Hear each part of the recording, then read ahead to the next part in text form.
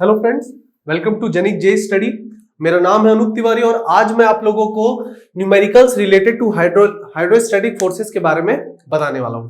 देखिए friends, lecture number 11 में मैंने हाइड्रोस्टैटिक फोर्स से रिलेटेड दो इंपॉर्टेंट फॉर्मूलाज आप लोगों को बताया था। एक फॉर्मूला था हाइड्रोस्टैटिक फोर्स कैसे कैलकुलेट करते हैं, और जो दूसरा फॉर्मूला था वो था सेंटर ऑफ प्रेशर को कैलकुलेट यानी सेंटर ऑफ प्रेशर को फाइंड आउट करने के लिए दो मैंने आप लोगों को टोटल फॉर्मूलाज मैंने आप लोगों को बताए थे। मैंने आप लोगों को एक चार्ट भी बनवाया था। उस चार्ट के अकॉर्डिंग मैंने आपको तीन सरफेस कंडीशन दिया था, horizontal, vertical and inclined surfaces, और उन तीनों केसेस के लिए सेंटर ऑफ प्रेशर की भी वैल्यू बताई थी। और मैंने आप लोगों को यह भी कहा था कि उसको पूरा याद करने की जगह अगर आप सिर्फ बेसिक दो फॉर्मूलाज याद करते हैं और कंडीशन वाइज उसको अच्छे से पुट करते हैं तो आपका आंसर बिल्कुल सही निकल के आ जाएगा। यहां पे जो न्यूमेरिकल्स हम लोग बनाने वाले हैं फ्रेंड्स, उसको बनाने से पहले एक बार हम लोग फिर से उसको एक बार बेसिक रिवाइज कर लेते हैं। हमारे पास जो हाइड्रोस्टैटिक जो फोर्स था फ्रेंड्स, उसकी जो वैल्यू निकल के आ रही थी वो थी रो जी जेड बार इंटू एरिया। देखिए फ्रेंड्स, बहुत सारी बुक्स में आप लोगों को जेड बार की जगह एक्स बार भी शो करता है, बट एक स्टैंडर्ड नोटेशन में क्या है कि अच्छी बुक्स को फॉलो करता हूं। मैं किसी बुक्स को खराब नहीं कह रहा, बट मैं कुछ आईआईटीएन जैसे मेरे जो फेवरेट ऑथर है रिगार्डिंग फ्लूइड मैकेनिक्स, वो मिस्टर सुब्रमण्यम है जो कि आईआईटी के प्रोफेसर है। मैं उन्हीं की बुक से फ्लूइड मैकेनिक्स पढ़ता था। और अच्छे ऑथर्स की जब आप बुक्स पढ़ते हैं तो आप देखते हैं कि उनके जो स्टैंडर्ड नोटेशंस होते हैं कॉम्पिटिटिव लेवल की में भी वैसे ही आप लोग अगर सॉल्व करें तो उससे आपको फायदा मिलता है। ठीक है फ्रेंड्स, तो कुछ बुक्स में आपको ये एक्स बार दिखेगा, कुछ बुक्स में आपको ये एच बार दिखेगा, बट मेरी रिकमेंडेशन से उससे कोई फर्क नहीं पड़ता। आप लोग इसे जेड बार की तरह ही इसको आप पढ़िएगा जरूर। ओके, तो यहां पे जो हाइड्रोस्टैटिक फोर्स लग रहा था फ्रेंड्स, इसमें जो रो था वो फ्लूइड की डेंसिटी थी, फ्लूइड डेंसिटी। ओके फ्रेंड, जो जी था वो हमारा 9.81 मीटर पर सेकेंड स्क्वायर था। ये था हमारा एक्सेलरेशन ड्यू टू ग्रेविटी। और जो हमारा एरिया था, ये एरिया तो था हमारा ऑब्जेक्ट का एरिया था फ्रेंड, जो भी हमारा सबमर्ज्ड ऑब्जेक्ट था, सबमर्ज्ड ऑब्जेक्ट था फ्लूइड के अंदर, उसका एरिया हम लेते थे। और लास्ट में जो जेड बार होता था फ्रेंड्स सेंटर ऑफ ग्रेविटी से free surface of the fluid तक की vertical distance. Okay friends, vertical distance होती थी। बहुत ही ध्यान रखेंगे, ये हमेशा वर्टिकल लिया जाएगा। जिन लोगों ने भी मेरा प्रीवियस लेक्चर नहीं देखा है, मैंने बेसिकली दो फॉर्मूला पे ही पूरा एक लेक्चर दे दिया था। हालांकि वो लेक्चर बहुत बड़ा नहीं था, हार्डली 30 मिनट्स का भी लेक्चर नहीं था, लेकिन मैंने वो पूरा लेक्चर उन दो फॉर्मूलाज पे इसलिए फोकस किया क्योंकि इससे रिलेटेड आपके prelims as well as mains में सवाल आए हुए हैं। ओके फ्रेंड्स, तो ये आपका एक फॉर्मूला था। और जो दूसरा फॉर्मूला हम लोग ने पढ़ा था फ्रेंड्स, ये पहला फॉर्मूला था, और दूसरा फॉर्मूला हमने सेंटर ऑफ प्रेशर के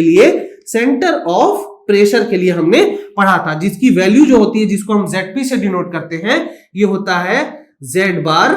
अच्छे से लिख देता हूं friends, z bar plus I sine square alpha upon area into z bar. ठीक, ये दो बेसिकली हम फॉर्मूला मैंने आप लोगों से कहा था कि आप लोग इस चीज को याद कर लीजिए, तो इससे रिलेटेड आने वाले कोई भी न्यूमेरिकल्स को हम अच्छे से सॉल्व कर सकते हैं। यहां पे जो आई होता है फ्रेंड्स, याद रखिए वो मोमेंट ऑफ इनर्शिया होता है। ओके, आई जो होता है हमारा मोमेंट ऑफ इनर्शिया होता है, और अल्फा हमारा इंक्लिनेशन एंगल होता है। अब देखिए फ्रेंड, बहुत ध्यान से, ये चीज मैं आप लोगों को पढ़ा चुका हूं, तो इसमें मैं बहुत ज्यादा टाइम आप लोगों का नहीं लेना चाहूंगा। ओके, चलिए कुछ छोटी सी चीजें हम लोग समझ लेते हैं, एकदम बेसिक। पहली चीज, अगर मोमेंट ऑफ इनर्शिया की बात कर रहा हूं, मोमेंट ऑफ इनर्शिया, तो एक्चुअली में मोमेंट ऑफ इनर्शिया क्या होता है, कैसे उसके फॉर्मूलाज डिराइव होते हैं, वो सारा का सारा मैं इंजीनियरिंग मैकेनिक्स पे डिस्कस करूंगा। अभी जो यहां पे इंपॉर्टेंट चीज है समझने वाली, वो है जो हमारे पास डिफरेंट टाइप्स ऑफ ऑब्जेक्ट्स होते हैं। ओके, उन ऑब्जेक्ट्स के लिए मोमेंट ऑफ इनर्शिया का क्या फॉर्मूला होता है, 3 से 4 होता है, वो चीज मैं आप लोगों को अभी लिखवाना चाहता हूं। तो जो सबसे पहला होता है मोमेंट ऑफ इनर्शिया, वो हम ले रहे हैं रेक्टेंगल के लिए, रेक्टेंगल। ओके फ्रेंड्स, ये सब कुछ बेसिक्स है उसको आप लिख लीजिए, उसके बाद हम न्यूमेरिकल्स में चले जाएंगे। तो रेक्टेंगल देखिए फ्रेंड्स, रेक्टेंगल जो होता है आपका कैसा होता है, एक बेसिक सा ये होता है फ्रेंड्स रेक्टेंगल।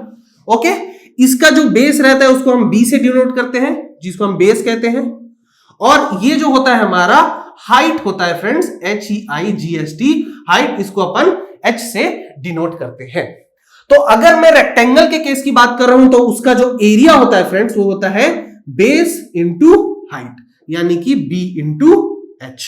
ओके, बहुत सारी जगह आप कहते हैं सर लेंथ इंटू ब्रेड्थ होता है। देखिए friends, I know length into breadth होता है, मैंने यहां बेस यानी विड्थ और हाइट से इसको डिनोट किया है। आप चाहें तो इसे लेंथ और हाइट से डिनोट कर सकते हैं। बट एक चीज समझनी बहुत जरूरी है कि एग्जाम्स में जब ये पूछेगा तो आपको विड्थ और कुछ डेप्थ बोलकर ही पूछेगा, तो वहां पे कंफ्यूज मत होइएगा। विड्थ मतलब ये बेस, मतलब उसकी चौड़ाई, और डेप्थ मतलब उसकी हाइट। ओके फ्रेंड्स, ये होता है पहला चीज। दूसरा जो इसका मोमेंट ऑफ इनर्शिया होता है फ्रेंड्स, ओके, आई, उसकी वैल्यू होती है BH³/12।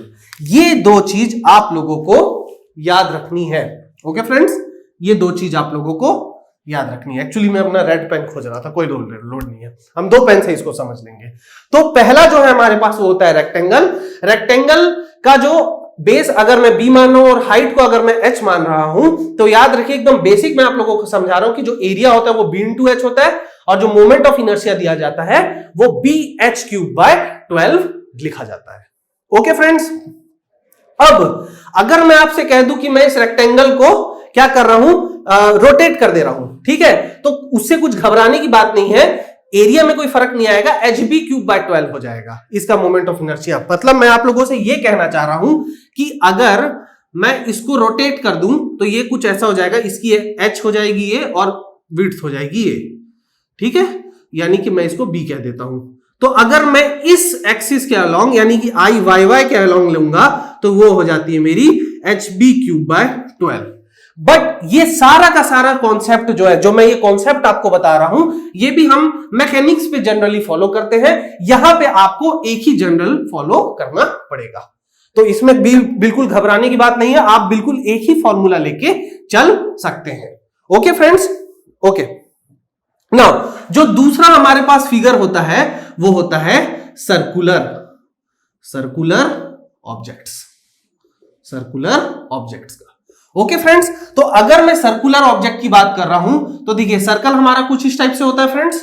ओके, सर्कल का क्या, अगर आपको कुछ भी सर्कुलर, जैसे आपको डिस्क दे दिया जाएगा या रिंग दे दिया जाएगा या कोई भी सर्कुलर ऑब्जेक्ट के बारे में अगर आप लोगों को बोला जाएगा तो वहां पे उसकी डायामीटर या रेडियस आपको दे दिया जाएगा। तो अगर इसका डायामीटर d है, ओके फ्रेंड्स, तो एरिया इसका क्या होता है फ्रेंड, बहुत इजी है, एरिया आप लोग पढ़ते हैं πr²। ओके फ्रेंड्स, जनरली जो मेरी आदत है, जो मैं जिस तरह से न्यूमेरिकल सॉल्व करता हूं, मैं इसको ऐसे ना लेके π/4d² ऐसे लिखता हूं। πr² और π/4d² एक ही है, आंसर सेम आएगा। बट एक न्यूमेरिकल जो मैं सॉल्व करता हूं, जैसे भी मैं सॉल्व करता हूं, मैंने अपनी आदत बना ली है π/4d² रख के। मैं आप लोगों से सजेस्ट करूंगा आप भी इसी को अपनी आदत बनाइए। वो क्यों, न्यूमेरिकल्स में आपको समझ में आएगा, ठीक। और जो इसका मोमेंट ऑफ इनर्शिया होता है सर्कुलर का, वो होता है π/64d⁴, ठीक है। ये दो भी आप याद करेंगे, ये बेसिक, इतना बेसिक्स आपको थोड़ा थोड़ा याद रखना है, ठीक है। जो तीसरा होता है फ्रेंड्स, जो तीसरा होता है वो होता है हमारा ट्राइंगल, ठीक है, ट्राइंगल, TRIANGLE। अब अगर हमारा ट्रायंगुलर सरफेस होगा तो ट्रायंगुलर सरफेस के लिए आई होप आप लोग ने इसको लिख लिया होगा, इसको मैं मिटा दे रहा हूं, ट्रायंगुलर सरफेस, ठीक है।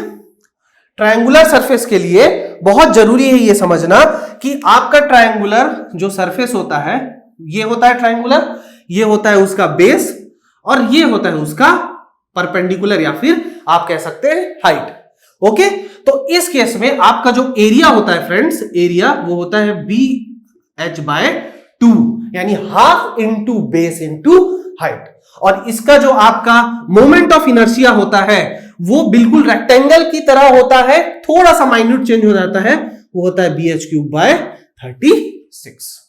यानी कि आपका जो आप अगर आप रेक्टेंगल में देखे होंगे, अभी आप तुरंत देख लीजिए, bh³/12 होता था, यहां पे आपका क्या होता है, bh³/36। ओके फ्रेंड्स, ये आपका कुछ इंपॉर्टेंस क्या है, फैक्ट है, इसको आपको याद रखना पड़ेगा। ओके फ्रेंड्स, अब हम लोग आते हैं न्यूमेरिकल्स पे। न्यूमेरिकल्स किस तरह से पूछे जाते हैं? देखिए फ्रेंड्स, बहुत इजी है, अगर मैं आप लोगों को दिखाऊं न्यूमेरिकल्स के बारे में तो चलिए एक दो क्वेश्चंस देखते हैं, उसके बाद आगे समझेंगे इस चीज को। ओके,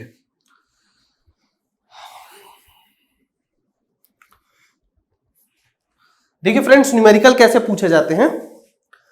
ओके, क्वेश्चन मैं बिल्कुल रैंडम सा क्वेश्चन उठा रहा हूं फ्रेंड्स, मैंने ऐसा कुछ तैयारी नहीं किया है, मैं एकदम रैंडम सा एक क्वेश्चन उठा लेता हूं। चलिए मैं क्या कर रहा हूं, मैं ले रहा हूं एक free surface of the fluid है, ठीक है, free surface of the fluid है, और एक सर्कुलर डिस्क है हमारे पास जो कि पूरी तरह से सबमर्ज्ड है और वर्टिकल कंडीशन से डूबी हुई है, ठीक है, वर्टिकली डूबी हुई है। देखिए बहुत ध्यान से समझिए कि जो ये है आपका क्या है फ्रेंड्स, सर्कुलर डिस्क, ठीक है, ये सर्कुलर डिस्क है और वर्टिकली सबमर्ज्ड है, वर्टिकली सबमर्ज्ड, सब MERGED, वर्टिकली सबमर्ज्ड है। इसका जो डायामीटर है फ्रेंड्स वो है 4 मीटर। ओके, डायामीटर जो है इस वर्टिकल डिस्क का 4 मीटर है, और यहां से जो इसकी हाइट है, मतलब फ्री सरफेस से जो इसका जो टॉप जो इसका पोर्शन है फ्रेंड्स, वहां से उसकी हाइट है मान लीजिए 1.5 मीटर।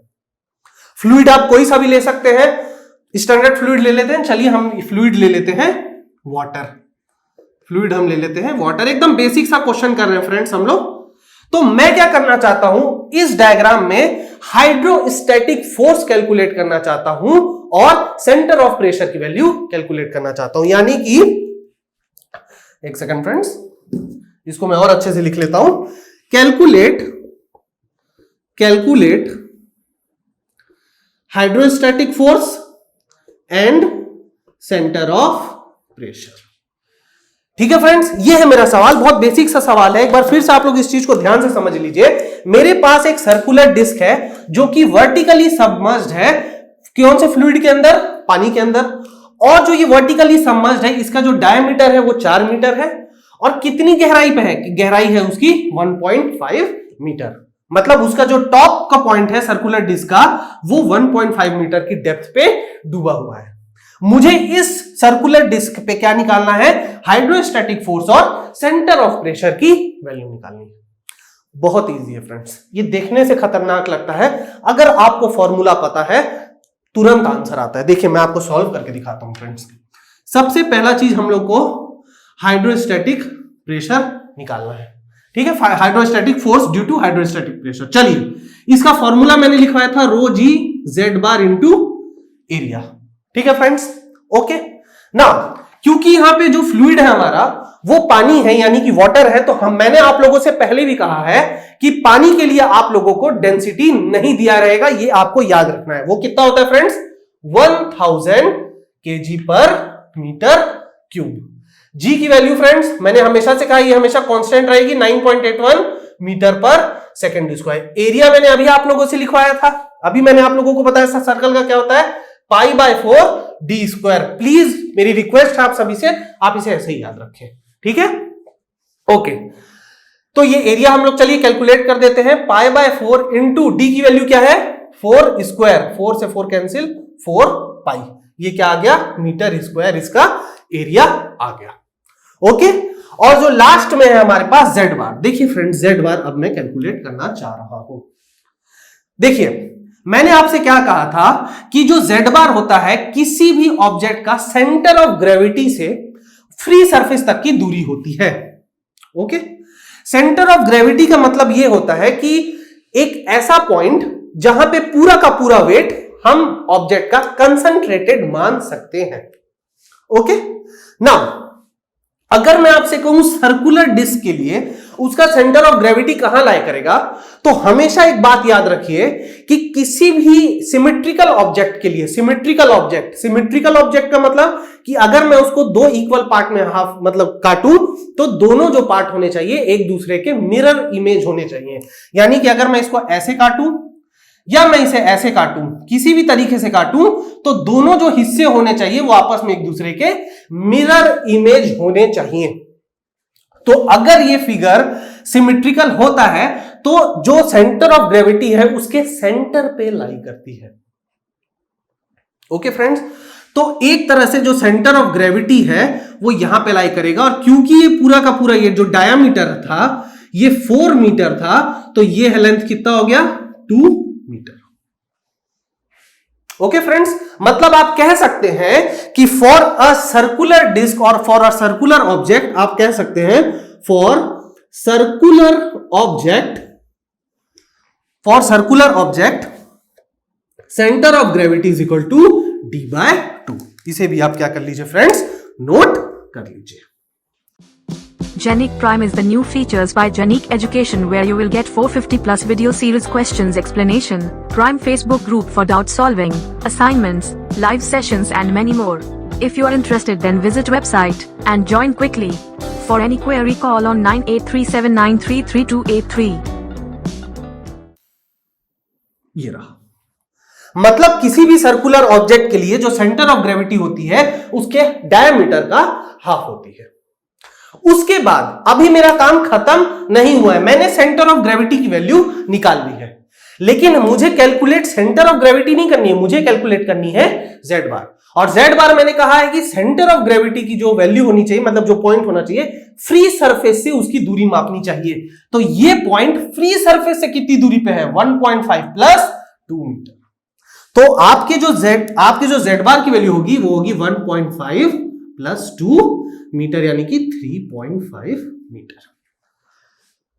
एक रिक्वेस्ट है आप लोगों से, और वो ये है कि मेरा क्वेश्चन का डायग्राम और मैंने इसी में सॉल्यूशन भी लिख दिया, आप लोग अलग अलग डायग्राम बनाएंगे अपनी कॉपी में। 2 मिनट के लिए वीडियो रोक लीजिए, क्वेश्चन अलग से बनाइए, सॉल्यूशन अलग से बनाइए, नोट्स अच्छा प्रिपेयर करिए फ्रेंड्स, ये नोट्स ही आपके सिलेक्शन में काम आएंगे। मैं आपको सारी इंपॉर्टेंट चीज पढ़ाऊंगा, नोट्स आपके अच्छे होने चाहिए। मैं यहां नोट्स नहीं बना रहा हूं, मैं आप लोगों को यहां सिखा रहा हूं। तो जरूरी है कि आप जो नोट्स बना रहे हैं उसमें क्वेश्चन के लिए अलग डायग्राम और सॉल्यूशन के लिए अलग डायग्राम। एक बार आप वो चीज सीख जाएंगे, फिर रफ में आप जैसे करना है वैसे करिए, ठीक है। मुझे ये चीज पता है, इसलिए मैं क्या कर रहा हूं, तुरंत इस चीज को सॉल्व करने की कोशिश कर रहा हूं। आप लोग ऐसा मत करिए, ठीक है। चलिए, तो z बार मेरा आ गया 3.5 मीटर। तो यहां पे क्या होगा, जो फोर्स होगा, मैं सबकी वैल्यू पुट कर देता हूं, रो जी z बार एरिया। तो ये जो वैल्यू आएगी मेरी, कैल्सी प्लीज यूज कर लीजिए आप लोग भी, क्योंकि मुझे आंसर याद नहीं है, ठीक है। तो ये जो वैल्यू आएगी फ्रेंड्स, रो जी इंटू z बार 3.5। सभी लोग आंसर देखिए, सभी लोग कैल्सी में पुट करके आंसर चेक कर लीजिएगा फ्रेंड्स प्लीज। ये आ रही है फ्रेंड्स 431,466। आई थिंक मैंने सही तो किया है, 3.545, ठीक है, 0.335 न्यूटन, ठीक है फ्रेंड्स। ये आपकी आंसर आ रही है। किसकी आंसर आ रही है? ये आंसर आ रहा है आपका हाइड्रोस्टैटिक फोर्स का। अब मैं क्या करूंगा, मैं दूसरा ले जा रहा हूं, ठीक है। ये मेरे हाइड्रोस्टैटिक फोर्स की वैल्यू निकल गई है। अब मैं किसकी वैल्यू निकालूंगा फ्रेंड्स, मैं निकालूंगा सेंटर ऑफ प्रेशर की वैल्यू। आई एम सॉरी, मैं डायग्राम मिटा रहा हूं, लेकिन अब डायग्राम की वो जरूरत नहीं है, डायग्राम की जरूरत यहीं तक थी हमारी, ठीक है फ्रेंड्स। इस इंपॉर्टेंट पॉइंट को आप नोट कर लेते। Centre of gravity for circular disc होता है d/2। मैं सारे ऑब्जेक्ट्स के लिए ये चीज लिखवाऊंगा आप लोगों को, बिल्कुल चिंता करने वाली कोई बात नहीं है। ओके, चलिए, हमारे पास जो सेंटर ऑफ प्रेशर का फॉर्मूला है वो है z bar plus I sine square alpha upon area into z bar. ये फॉर्मूला है फ्रेंड्स हमारे पास। इसी फॉर्मूले से मुझे सेंटर ऑफ प्रेशर की भी वैल्यू निकालनी है। सो देखिए मैं क्या कर रहा हूं, z बार की वैल्यू हमने कैलकुलेट कर ली थी फ्रेंड्स 3.5 मीटर वहां से, ओके। प्लस मैंने आप लोगों को बताया था, मैं ऐसा करता हूं एक एक करके हर चीज की वैल्यू लिख देता हूं। z बार की वैल्यू जो है फ्रेंड्स 3.5 मीटर है।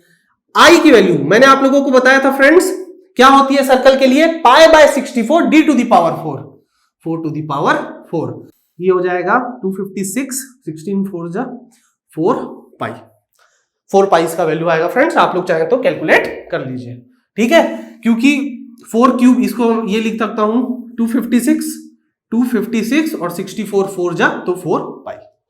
ओके फ्रेंड्स, अब आप लोग क्या करिए, एरिया आप लोगों को पता है, एरिया भी कितना आ रहा था फ्रेंड्स, 4 पाई ही तो आ रहा था। ठीक है, जरूरी नहीं है कि एरिया और आई सेम आए, इस केस में गलती से आ गया है। ठीक है, इट्स जस्ट अ कोइंसिडेंस, जरूरी नहीं है। यहां से कोई कंक्लूजन मत ड्रॉ कर लेना कि भाई जितना आई आ रहा है उतना एरिया भी है, ऐसा मत करिएगा प्लीज। ओके, नाउ हमारे पास एरिया भी है, हमारे पास जेड बार भी है, हमारे पास आई भी निकल गया, बचा अल्फा। देखिए फ्रेंड्स, मैंने आप लोगों को क्वेश्चन में बोला था कि जो हमारा सर्कुलर डिस्क है वो वर्टिकल पोजीशन में है, तो अगर वो वर्टिकल पोजीशन में है मतलब उसके लिए अल्फा की वैल्यू यानी इंक्लिनेशन एंगल होगी 90 डिग्री। अगर इंक्लिनेशन एंगल 90 डिग्री है तो थोड़ा सा सोचिए फ्रेंड्स, साइन 90 डिग्री कितना होता है 1, और साइन 90 डिग्री अगर 1 होता है तो 1 का स्क्वायर यानी साइन का स्क्वायर जो हो जाएगा वो होगा 1 का स्क्वायर, तो 1 का स्क्वायर तो साइन स्क्वायर 90 डिग्री। देखिए साइन स्क्वायर 90 डिग्री ये भी कितना हो जाएगा 1। तो जो मैंने आपको लास्ट लेक्चर में वो टेबल बनवाया था, एक्चुअली में उस टेबल की जरूरत नहीं थी, बुक्स में दे दी जाती है, बच्चे कंफ्यूज हो जाते हैं। मैं आप लोगों से बार बार कह रहा हूं, एक फॉर्मूला याद रखिए, सारे क्वेश्चंस बनेंगे, सारे क्वेश्चंस बनेंगे। ठीक है, ओके, तो साइन स्क्वायर 90 डिग्री 1 होता है। ओके, नाउ अब मैं ये सारी की वैल्यूज को क्या करूंगा, यहां पुट कर दूंगा। तो चलिए पुट करते हैं।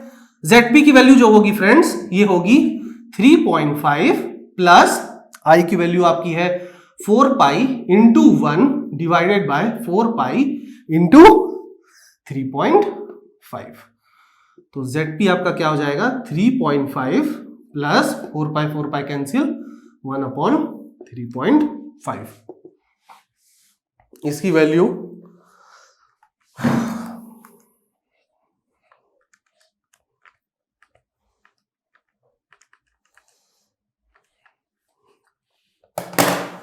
3.78 मीटर।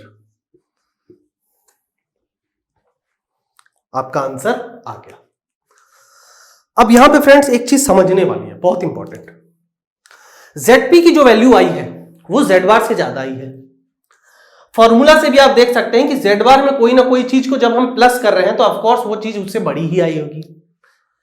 क्या Z बार की या ZP की वैल्यू Z से कम आ सकती है? आंसर है नहीं। बहुत ध्यान दीजिएगा फ्रेंड्स, न्यूमेरिकल जब भी आप सॉल्व करेंगे तो हमेशा ध्यान रखिएगा जो मिनिमम एंगल हो सकता है किसी भी बॉडी का इंक्लिनेशन का वो 0 डिग्री हो सकता है। अगर मिनिमम एंगल इंक्लिनेशन का 0 डिग्री हो सकता है तो साइन स्क्वायर 0 डिग्री आपका हो जाएगा 0, और ये पूरा का पूरा टर्म कितना हो जाएगा 0।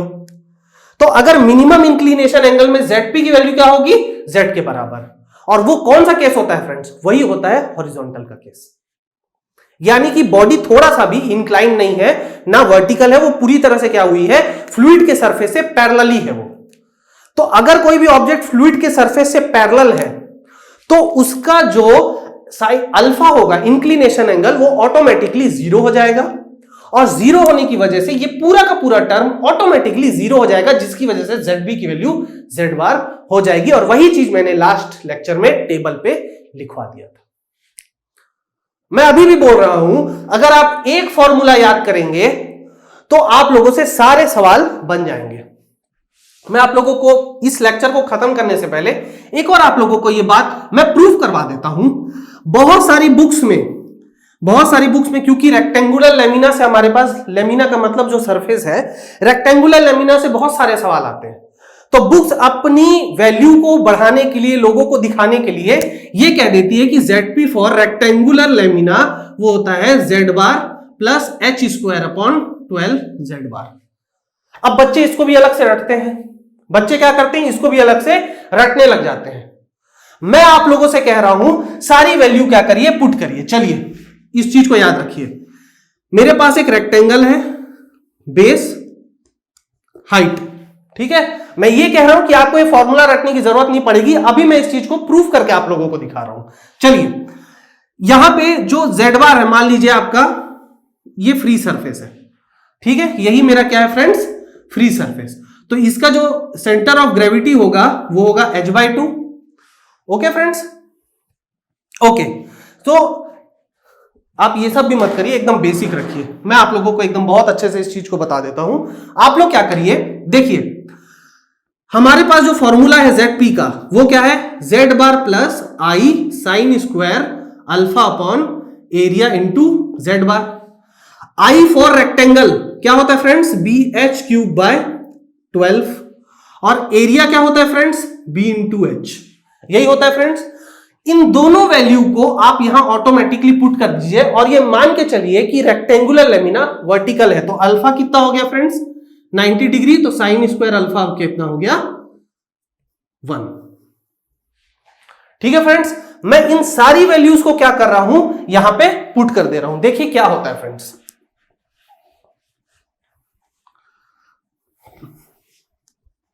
बहुत ध्यान से देखिएगा।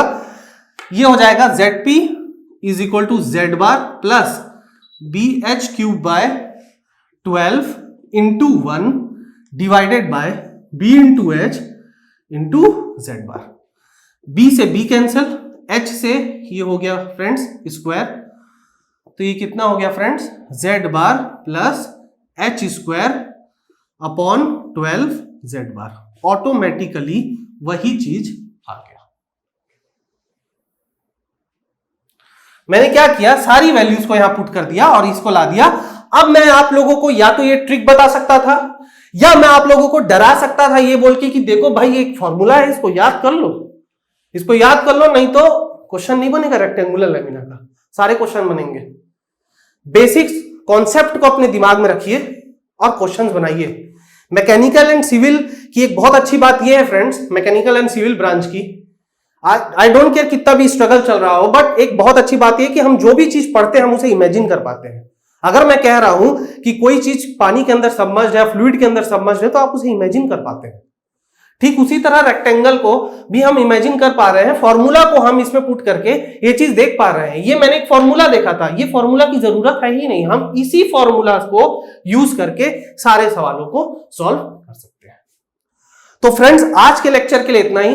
अभी ये हाइड्रोस्टैटिक फोर्सेस के मैं एक लेक्चर और लूंगा न्यूमेरिकल का, और मैं उसके बाद अलग अलग सरफेसेस के लिए अलग अलग सेंटर ऑफ ग्रेविटी और सेंटर ऑफ प्रेशर की डिस्टेंस भी आपसे डिस्कस करूंगा। जो नेक्स्ट लेक्चर में हमारे न्यूमेरिकल्स होंगे वो इंक्लाइंड सरफेस से रिलेटेड होंगे, और उसमें मैं आपको बताऊंगा कि क्वेश्चन कैसे सॉल्व किया जाएगा। ओके फ्रेंड्स, तो आज के लिए इतना ही रखते हैं। और अगर आप लोगों को ये मेरे लेक्चर्स पसंद आते हैं तो प्लीज लार्ज नंबर में मेरे वीडियोस को देखिए, ये आपको जरूर हेल्प करेगा। और इस मेरे चैनल जेनिक जेई स्टडी को सब्सक्राइब करिए, आप लोगों का बहुत प्यार मिल रहा है, कुछ दिनों से हमारी मेहनत रंग ला रही है, और हम यूं ही मेहनत करेंगे आप लोगों के लिए। और बिल्कुल रेडी रहिए, नेक्स्ट लेक्चर में मैं इंक्लाइंड सरफेस से रिलेटेड न्यूमेरिकल्स और डिफरेंट टाइप ऑफ सरफेसेस के सेंटर ऑफ ग्रेविटी और सेंटर ऑफ प्रेशर की वैल्यू डिस्कस करूंगा। ओके फ्रेंड्स, तब तक के लिए ऑल द बेस्ट।